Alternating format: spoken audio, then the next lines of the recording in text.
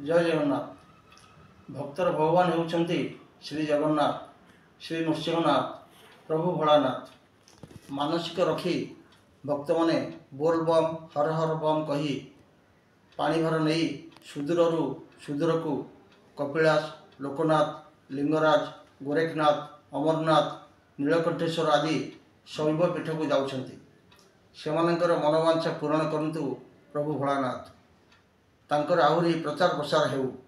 अंततः श्रावण मासरे पशु हत्या भली अपराध बंद हेउ लोकमानकर निरामिष भोजन द्वारा। कार्तिक मास परी धर्म मास हेउची श्रावण मास। भक्त माने दिन राति खरा वर्षा को खातिर न करी सेमानकर प्रभुंक पाखरे पहुँची पानी ढालिबा पर्यंत अक्लांत परिश्रम करिथांती।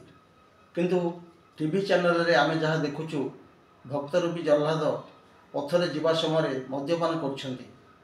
यह भगवान शिवंकर अवमानना नुहे कि? यह द्वारा सेमानकर अभिलाष पूरण हेब किपरि? सेमानकर मन जदि निर्मल नाही सेमाने परिश्रम करी ठाकुरंक पाखरे पहुँची पारिबे नाही।